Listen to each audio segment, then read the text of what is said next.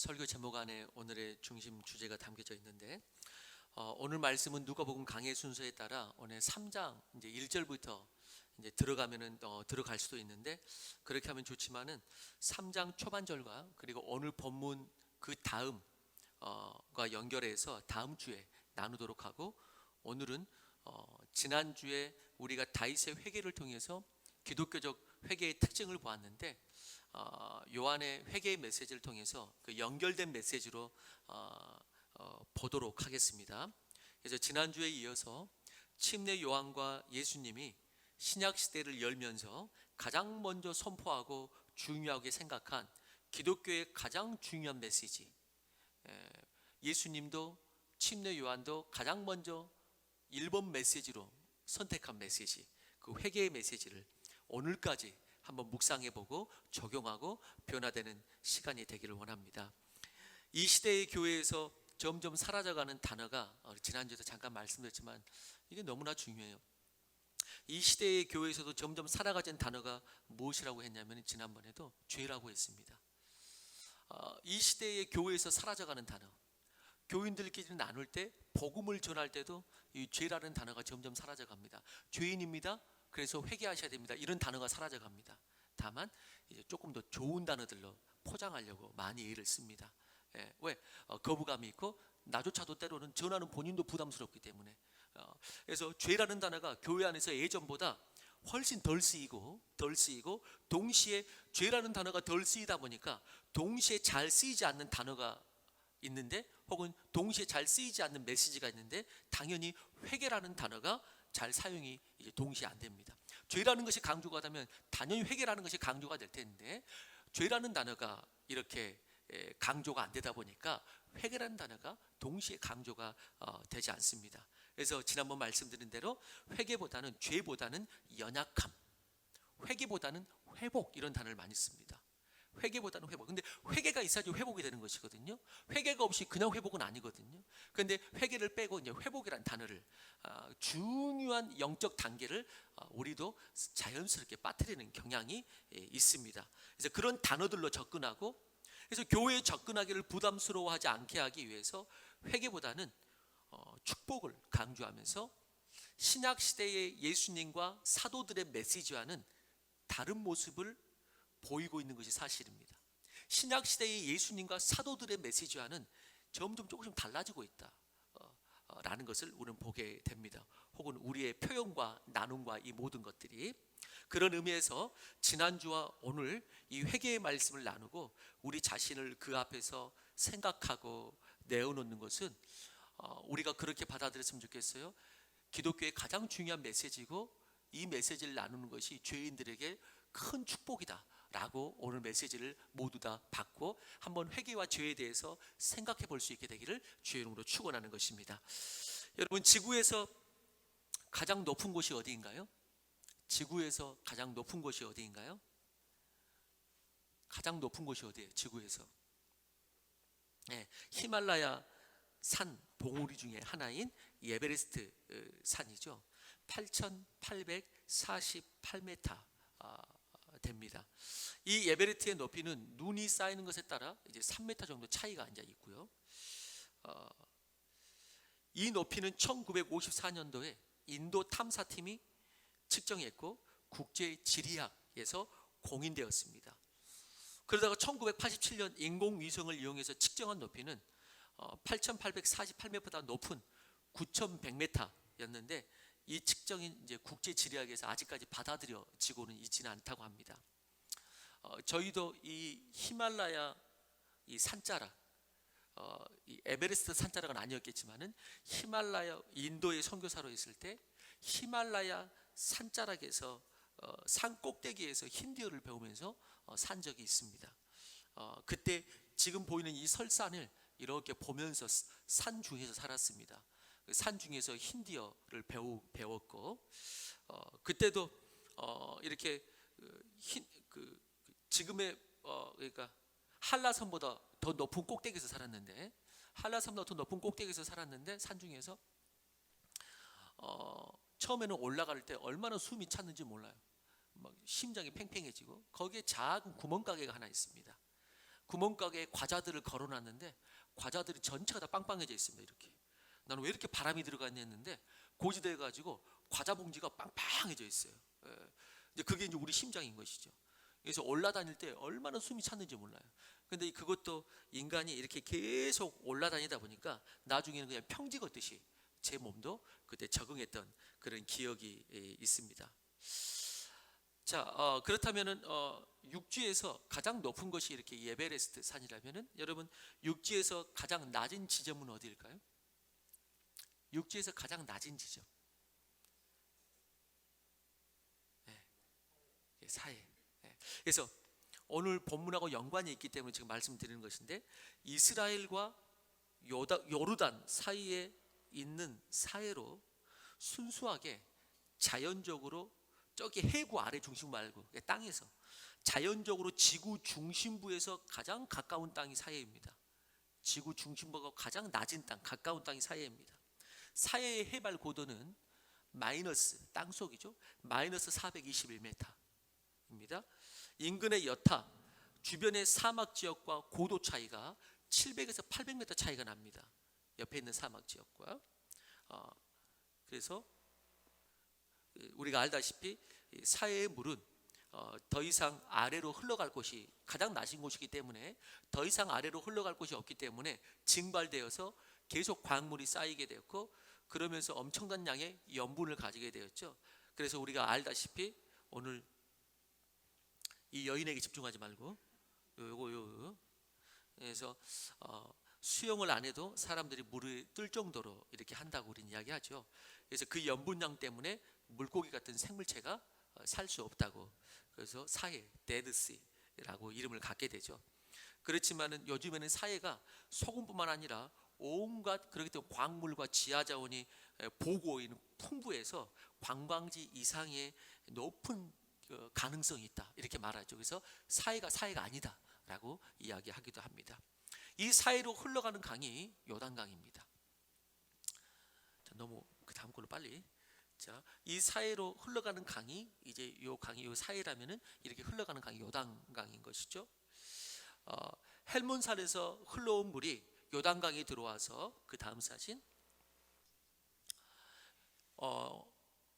갈릴리 호수에 쌓이게 되고 갈릴리 호수에서 계속 이렇게 흘러나오는 것입니다. 이게 요단강이에요.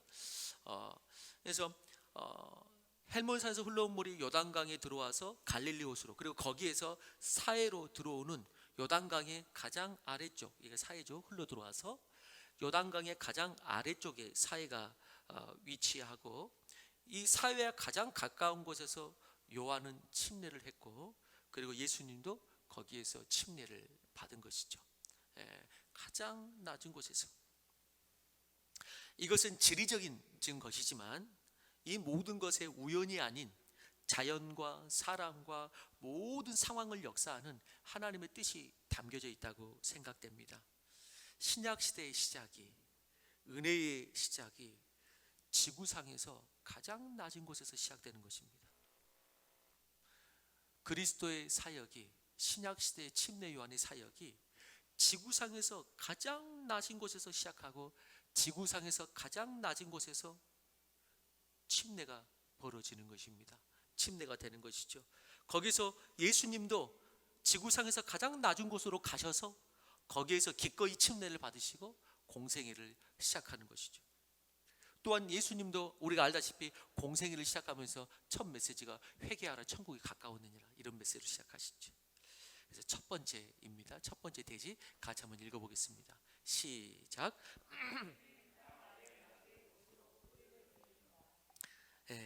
오늘 본문을 통해서 회개는 뭐냐?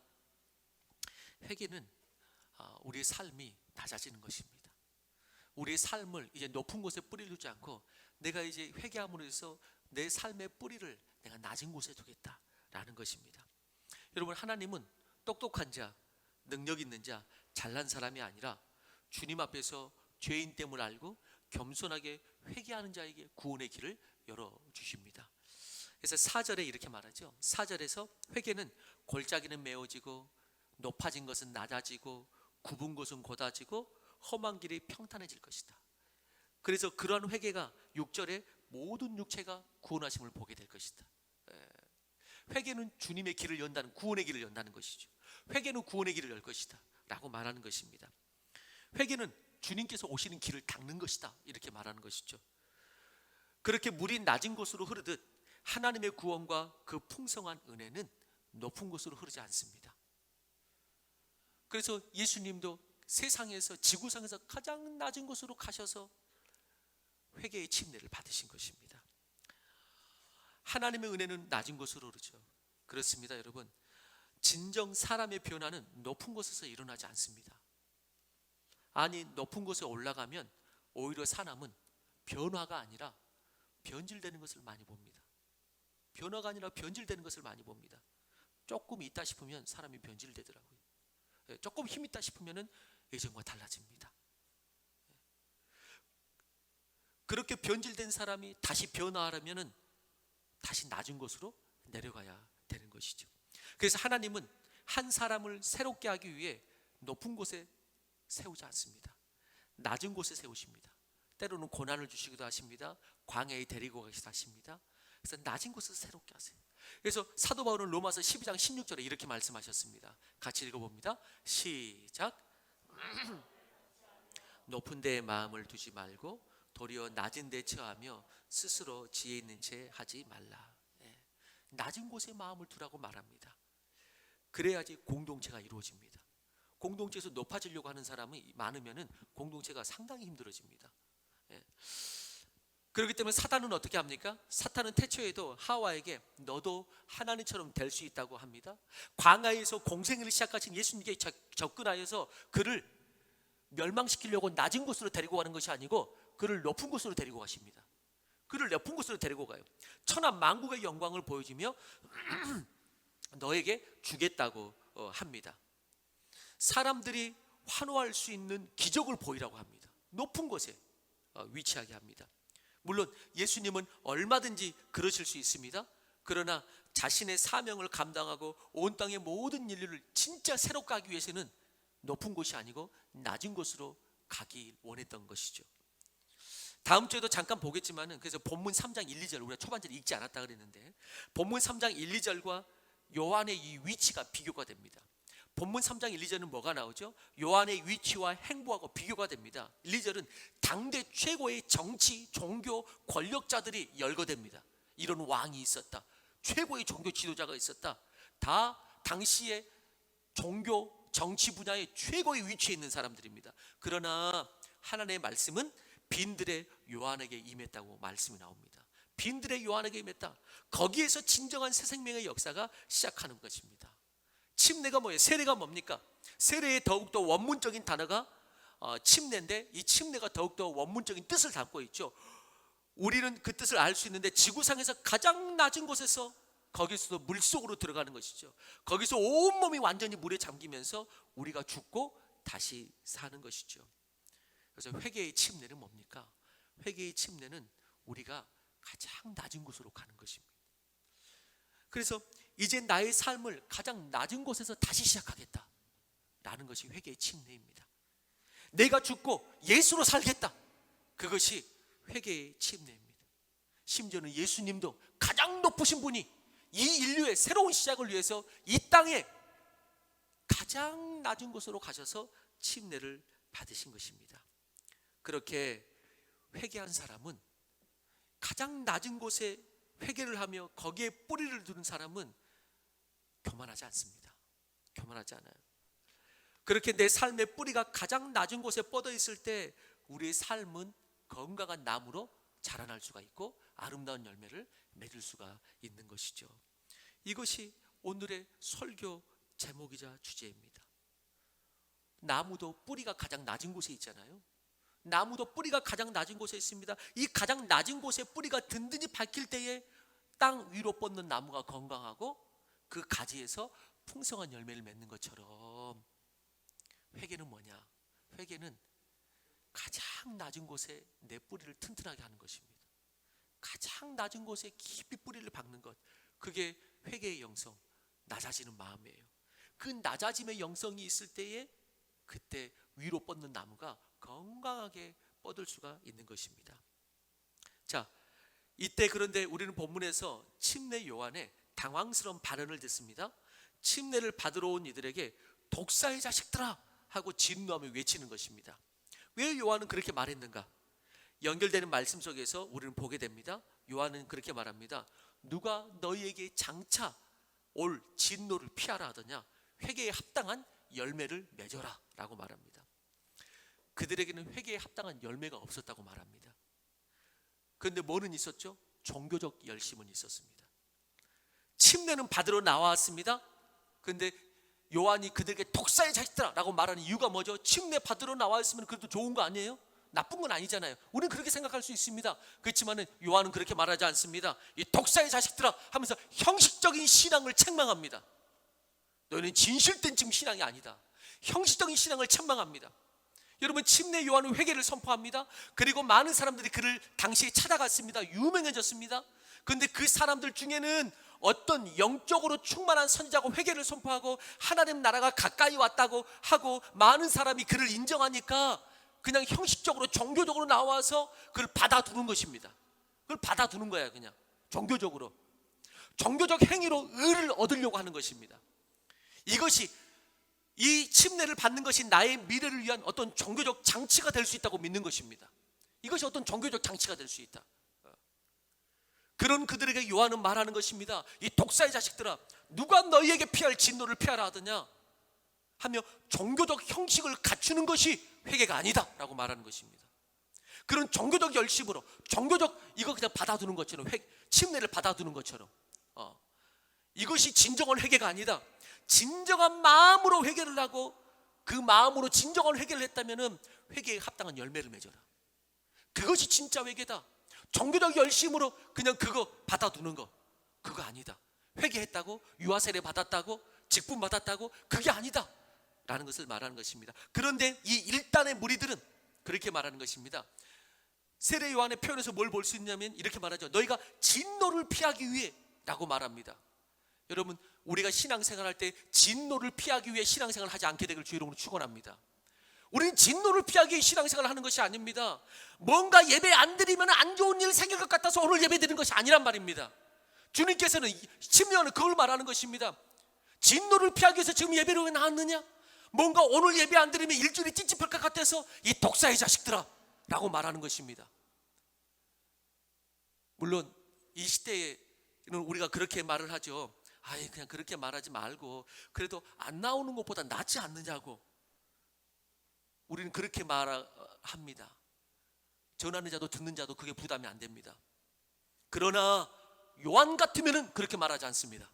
요한은 이렇게 말했을 것입니다. 만약 우리가 그래도 안 나오는 것보다 낫지 않냐고, 그래도 여기까지 지금 침례 받으려고 나왔는데 사람들이 거기다가 독사의 자식들 하면 되겠냐고. 지금 이 시대는 그렇게 따지고 들고 그런 목회자는 인기가 당연히 없을 것입니다. 그런데 요한 같으면 그렇게 말하지 않습니다. 요한은 이렇게 말했을 것입니다. 안 나오는 것보다 낫다? 아니다. 나을 것이 하나도 없다. 그렇게 나오는 것이 때로 진정한 회심에 방해가 된다. 뭔가 종교적으로 하고 있다는 것 때문에 실제로 아무것도 하고 있지 않다는 자신을 발견하지 못할 것이다 라고 말하는 것입니다. 그렇게 말하는 것이에요. 그런 의미에서 그들은 종교적이었어요. 여러분, 종교적인 것과 신앙적인 것의 차이가 뭐예요? 그들은 그래서 진노를 피하기 위해서 뭔가 종교적 장치를 해놓으려고 왔단 말이죠. 그런데 여러분, 우리는 진노를 피하기, 그래서 신앙과 종교의 차이가 뭐예요? 그거는 교제가 있느냐 없느냐죠. 우린 진노 때문에 교회 온 게 아닙니다. 뭐 하려고? 하나님과 감사와 기쁨의 풍성 교제를 나누려고 온 것입니다. 가정에서 부부가 살 때 형식적인 부부, 어떤 부부죠? 같은 집에 살지만 교제가 없는 부부, 형식적인 부부잖아요. 그거 똑같은 것이에요. 그러나 진짜 부부는 뭐죠? 인격적인 교제가 있는 것이죠. 우리는 자식이 아닌 어떤 종 같은 마음으로가 아니고, 자식이 아닌 어떤 종 같은 마음으로 이거 안 하면 어떻게 될까봐가 아니고, 아버지와 교제하며 누리고 이제는 그 하나님의 나라를 살기 위해 회개를 하고 침례를 받고 예배를 드리고 섬기는 것인 줄로 믿습니다. 우리는 그렇게 나오는 것이지 진노를 피하기 위해 나왔느냐? 그런 종교적 신앙생활을 하는 것이 아닙니다. 우리 어머니 아버지에게, 부모에게 진노를 피하기 위해서가 아니고 엄마 아빠가 너무나 좋아서 함께하는 것입니다. 그게 신앙인 것이. 그 종교하고 다른 것입니다. 그런 의미에서 이 침례 요한의 메시지가 진리 안에서 얼마나 담대하면서도 은혜로운 메시지입니까? 저는 이 메시지를 조금 이따 보겠지만 회중들이 이 메시지를 받아들였다는 것이 더 은혜가 됩니다. 회중들이 이 메시지를 받아들였다는 것이 은혜가 돼요. 만약 저같이 부족한 자가 지금 여기에서 종교적 예배자들, 안 나온 건 아니야, 나왔는데 그래도 이렇게 나왔는데 그 말을 한단 말이죠. 그런데 보니까 종교적 예배야. 그래도 나왔으면 잘했다고 말해줘야지. 우린 그러잖아요. 근데 만약에 제가 나왔지만 이 종교적 예배자들을 향하여 삶이 없는 교인들에게 이 독사의 자식들아 라고 하면 여러분 다음 주에 교회 나오겠어요? 이 독사의 자식들아 라고 하면은 이 종교적 신앙인들아 뭐하라고 진노를 피하려고 나왔느냐? 그냥 신앙 땜빵 하려고? 왠지 그냥 예배 안 드리면은 그냥 왠지 종교적 생활상 좀 찜찜하니까 이 독사의 자식들아 라고 만약에 침례 요한처럼 말한다면은 이 시대에 누가 남아있겠어요? 근데 한편으로는 진짜 부흥의 시대는 어떤 시대냐? 이런 메시지가 선포돼도 선포할 수 있는 담대함이 있는 메신저도 있을 뿐 아니라 이런 메시지가 선포될 때에 사람들이 반응한다는 것이죠. 그게 이제 진짜 부흥의 시대인 거예요. 이런 메시지에 사람들이 우리가 어떻게 하면 좋겠습니까? 회개하면서 나온다. 그때는 이제 진짜 부흥의 시대죠. 사람의 말로 되는 시대가 아니고 성령께서 움직이는 시대. 그게 이제 부흥의 시대인 것이죠. 그러면서 요한은 그렇게 말합니다. 스스로 아브라함의 자손이라고 하지 말라라고 말합니다. 너희는 스스로 아브라함의 자손이라고 하지 말라. 이 돌들로도 아브라함의 자손이 되게 할 수 있다라고 말합니다. 현대적인 표현으로 하면 어떤 표현이 될까요? 모태신앙이라고, 우리는 대대로 믿는 집안이라고 하지 말라는 것입니다. 지금 각자가 예수 그리스도를 만났는가? 그게 중요한 것입니다. 각자가 예수 그리스도를 만났는가? 우리 어떤 분은 이렇게 목회자를 그래서 어떤 분은 만나면 이렇게 물어보지도 않는데 꼭 그런 말을, 사람들이 물어보지도 않는데 말하는 것들이 있더라고요. 물어보지도 않는데 그런 말을 하는 분들 계세요. 목사를 만나서 그런지 우리 친척 중에도 목사 몇 명 있다고 꼭 이런 말을 하는 분이 몇 명 계세요. 내가 물어봤어? 우리 친척 중에도 목사 몇 명 있다고. 근데 그 말은 이제 뭔 뜻인지 대강 알겠는데, 중요한 거는 지금 각자가 예수를 만났는가, 거기에 합당한 삶의 열매를 맺고 있는가가 중요하다는 것입니다. 그것이 구원의 요소이자 중요한 것이지 가문과 혈통이 아니라는 것입니다. 가문과 혈통이 아니라는 것이, 이 돌들로도 모태신앙 만들 수 있다 이 말입니다. 지금 아브라함 자손 될 수 있다 이 말입니다. 여러분, 믿음의 집안에 있으면 타락했다가도 언젠가는 돌아온다고 정설 아닌 정설을 진리처럼 믿는 부모들이 있습니다.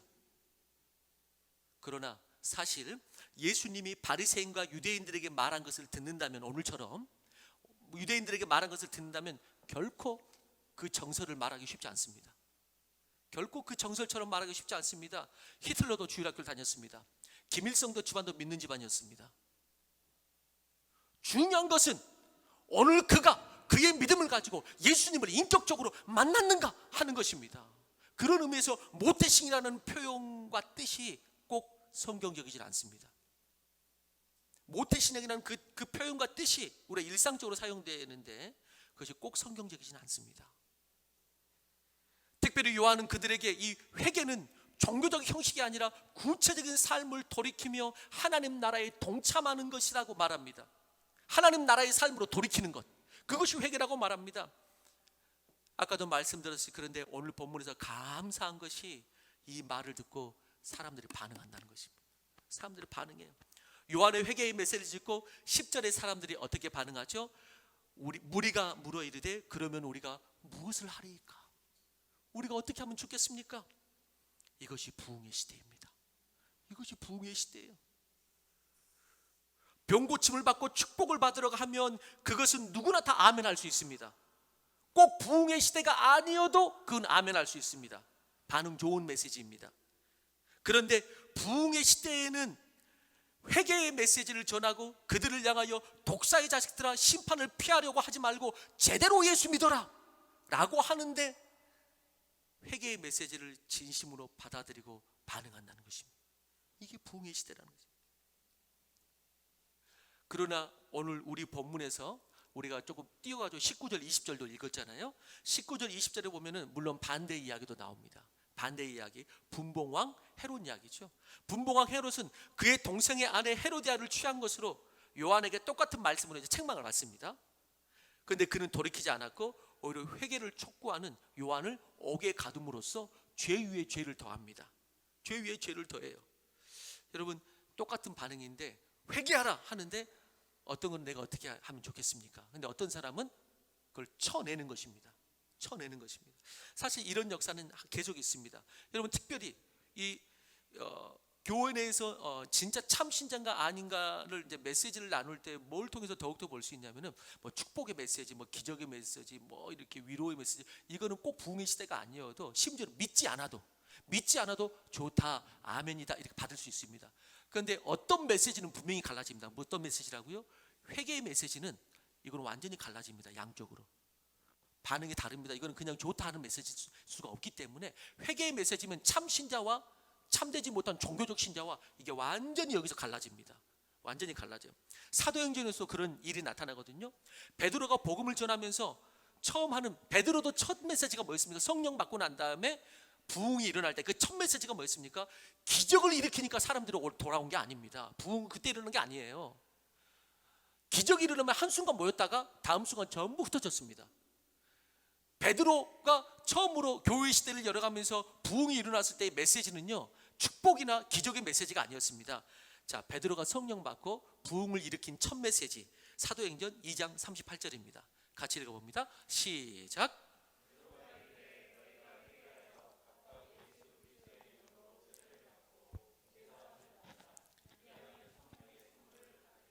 초대교회 부흥을 위한 베드로의 성령 받고 첫 메시지가 뭐냐? 회개하라, 죄 사함 받으라, 그리고 성령 받아라, 이겁니다. 회개하라, 죄 사함 받으라. 이때 사람들이 사도들의 메시지에 두 가지 반응이 일어납니다.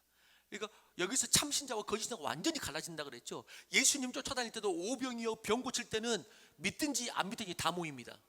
그런데 회개의 메시지가 딱 드러나면은 그때부터는 이제 갈라집니다. 자, 베드로의 이런 메시지를 듣고 두 가지 반응이 있습니다. 두 부류 다 마음에 찔립니다. 마음에 찔리긴 찔립니다. 죄인 이상 마음에 찔립니다. 그런데 나오는 반응은 다릅니다. 첫 번째 입니다. 자, 사도행전 2장 37절부터 2장 37절 다음 거부터 자, 시작. 그들이 이 말을 듣고 마음에 찔려 베드로와 다른 사도들에게 물어 이르되 형제들아 우리가 어찌 알고. 오늘 침례 요한부터 똑같은 반응도 우리가 어떻게 했으면 좋겠습니까? 우리가 어찌 알고, 뭐 마음에 찔려 우리가 어찌 알고. 근데 이런 사람도 있습니다. 이런 부류가 또 사도행전 7장 54절입니다. 같이 읽습니다. 시작. 그들이 이 말을 듣고 마음에 찔려 그들을 향하여 이를 갈거늘. 둘 다 마음에 찔립니다.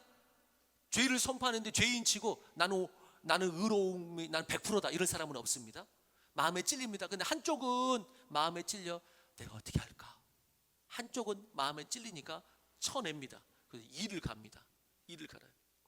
여러분, 위로나 축복의 메시지는 반응이 이렇게 갈라지지 않습니다. 그러나 회개의 메시지는 반응이 분명해집니다. 갈라집니다. 거기에서 우리는 조금 더 명확하게 그리스도인들을 볼 수가 있습니다. 그런 의미에서 축복하는 것은 내 평생의 회개의 메시지에 반응하는 겸손과 은혜를 주옵소서.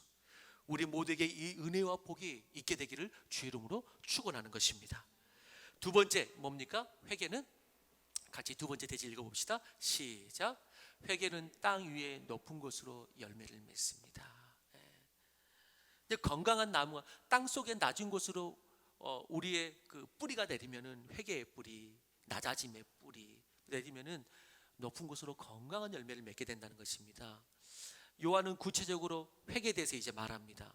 요한은 너희가 낮은 마음으로 회개의 땅속 깊이 뿌리를 내렸다면은 너희는 삶 가운데서 열매를 맺어야 된다는 것이죠. 그래서 회개를 말합니다. 그는 구체적으로 회개에 합당한 열매를 맺어라. 뭐라고 말하죠? 옷 두 벌 있는 자는 옷 없는 자에게 나눠주고 먹을 것도 나누라라고 말합니다. 여러분, 우리는 이 본문을 보면서 요 옷 두 벌 있는 자는 나눠주라, 한 벌 나눠주라라는 본문을 통해서 여러분 나눌 것이 없다고 말할 수 없습니다. 나는 아직 풍족하지 않는 것이 아니라 은혜가 없기 때문에 못 나누는 것입니다. 여러분, 옷 두 벌밖에 없습니다. 결코 지금 부자 말하는 것이 아닙니다. 서민 중에 서민입니다. 그런데 서민도 너의 있는 것 중에 일부를 나누라 이렇게 말합니다. 그래서 이거는 부자가 나누는 것이 아니고요, 은혜 받으면 나눠지는 것입니다. 가난한 서민의 삶입니다. 그런데 은혜가 임하면 작은 것도 기쁨으로 나눌 수가 있게 되는 것입니다. 그래서 우리가 흔히 말할 때 월드비전이나 컴패션 등의 후원은 대기업이나 돈 많은 사람이 때로는 한번 크게 할 수도 있겠지만은 그 단체가 유지되는 것은 그런 기업 때문이 아닙니다. 수많은 개인의 작은 후원, 그것이 흔들리지 않기 때문입니다. 만약에 누가 크게 한 번 했다가 쑥 빠져버리면 이건 흔들려 버립니다. 그런데 그들이 말합니다. 우리 단체가 유지되는 것은 수많은 사람들의 작은 헌금이 그 밑바탕에서 든든히 하고 있기 때문에 이 단체가 흔들리지 않는다고 그렇게 이야기하고 있는 것입니다. 세리들도 와서 말합니다. 우리는 무엇을 하리까? 요한이 말합니다. 부가 된 것 외에는 거두지 말아라. 당시에는 세리들은 로마 정권의 대리자들로 동족의 피를 빨아 부를 축적했던 사람들이거든요. 로마에게 줄 세금 외에 더 부과하여 가지고 자신들의 욕심을 채웠습니다. 그런데 요한이 이제는 그러지 말아라 라고 말하는 것입니다. 이제는 그렇게 하지 말아라. 군인들도 묻습니다. 우리는 또 무엇을 하리까? 사람들에게 강탈하지 말며 거짓으로 고발하지 말고 받은 급료를 족한 줄로 알아. 얼마나 삶의 구체적인 회개의 열매입니까? 당시 군대의 힘은 대단했거든요. 강탈하고 고발하는 권력이 있었습니다. 그 권력을 가지고 돈을 법니다. 그런데 요한이 말합니다. 너희네 그 군대의 힘으로 너희네 사람들 강탈하지 말아라. 그리고 힘이 있어도 받은 급료로 족한 줄 알아라 라고 구체적으로 이야기하는 것입니다. 이게 회개입니다. 이게 회개가, 진정한 회개가 있을 때의 기독교적 현상입니다. 기독교적 현상. 풀러 신학교에서 선교와 교회사를 강의했던 에드윈 오루라는 분이, 우리가 이 세계의 유명한 부흥의 그 시기들이 있잖아요. 그 중에서 유명한 부흥이 1906년 웨일스 대부흥이 있습니다. 영국의 웨일스 대부흥에 관한 권위자인데, 한 국가에 그만큼 거대한 부흥의 바람이 불었던 적은 없었고, 그 바람은 웨일스 국민들의 삶을 송두리째 바꿔놓았습니다. 그 웨일스 부흥의 바람이 흘러가지고 조선까지 온 것입니다. 그렇게 말합니다. 그는 스완주에서 카디프까지 뻗은 웨일스 남부 해안에 조선소가 몇 개 있었습니다. 조선소가. 이곳의 노동자들은 오랫동안 흥청망청하고 노동을 하니까요. 그러면서 노동을 하면서 자기들이 일했던 망치며 바퀴, 손수레, 온갖 장비들을 빼돌렸습니다. 예수 믿기 전에 온갖 장비를 빼돌려가지고 자신들의 유익을 삼은 것입니다.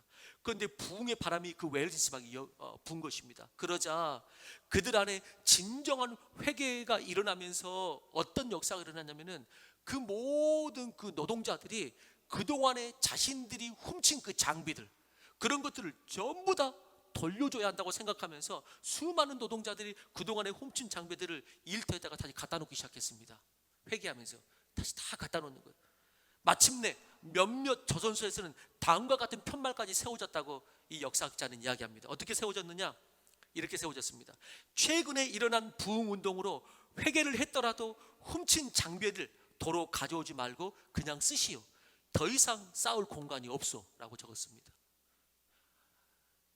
최근에 일어난 부흥운동으로 회개를 했더라도 훔친 장비를 이제는 도로 가져오지 말아라. 그냥 쓰라. 이제는 쌓을 공간이 없다 라고 광고를 냈습니다. 이것이 회개의 열매요, 부흥의 열매인 것입니다. 세계 교회사에 나타난 최고의 부흥운동인 이 영국 웨일스 부흥과 더불어 우리나라의 1907년 평양 대부흥도 이례적인 역사입니다. 우리나라에 있었던 이 세계적인 부흥운동으로 지금 한국교회가 있었고, 그래도 그 명명이 유지되고 있습니다. 이 평양 대부흥운동도 어떻게 시작되었는가? 회개함으로 시작되었던 것입니다. 회개함으로. 하디 선교사의 회개와 그 다음에 길성주 장로가 집회에서 성령을 받아 자기의 죄를 고백하면서 부흥의 파도가 일어나기 시작한 것이죠. 그러면서 회개의 거룩한 열매가 일어났는데, 그때 당시에도 평양에 부흥의 운동이, 그 성령이 임했을 때 회개한 그리스도인들이 삶의 열매가 나타나기 시작한 것입니다. 가서 화해하고 떼먹었던 돌을 갚았을 뿐만 아니라, 그 당시에 그 평양 거리에 그 모든 술집 장사가 안 될 정도로 모두가 문을 닫았습니다. 술집 장사가 안 될 정도로 모두가 문을 닫았습니다. 그러면서 사람들은 변화된 삶의 진면목을 보여주면서 사람들은 그때 평양 대붕의 그 그리스도인을 보고 예수쟁이다, 이렇게 나쁜 표현이 아니고, 요즘은 나쁜 표현을 좀 쓰잖아요. 예수쟁이다, 왠지 뭔가 좀 그런 것처럼. 근데 그때는 그러지 않았습니다. 예수쟁이다 라고 말했을 때 그들은 그 회개운동에 너무나 그리스도인의 진면목을 봤기 때문에 그들은 그렇게 술집이 문을 닫고 떼먹었던 돈을 스스로 가서 갚기 시작하고 서로 간에 용서를 구하고 잃어버린 물건을 다시 돌려주고, 이런 놀라운 역사가 있는 것이죠. 이것이 회개이고 하나님 나라의 부흥이요, 교회가 바라보는 부흥입니다. 그래서 아까 말씀드렸던 풀러 신학교의 에드윈 교수는 부흥은 언제나 세상의 흐름을 바꾸는 법이다, 이렇게 말했어요. 부흥은 언제나 세상의 흐름을 바꾼다. 여러분, 그것이 부흥입니다. 그게 진짜 부흥입니다. 부흥은 단순한 내 감정이 어느 정도에 올라오는 충만이 아닙니다. 부흥은 그 사회의 흐름을 바꾸는 것이고 세상의 흐름을 바꾸는 것입니다. 복음의 흐름을 바꾸는 것입니다. 이 에드윈 교수님이 말해서가 아니고 성경이 그렇게 말하고 있습니다.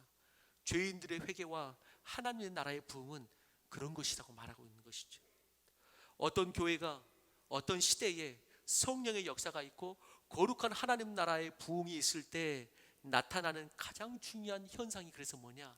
그건 회개입니다. 회개. 회개의 역사가 있는가? 회개의 역사가 있는가? 그 회개의 열매가 나타나고 있는가? 그것이 그 교회의 부흥입니다. 그것이 그 교회의 부흥이에요. 이것이 성경적인 부흥입니다. 성경적인 부흥. 그리고 역사 속의 부흥의 현장에 일관된 현상입니다. 일관된 현상.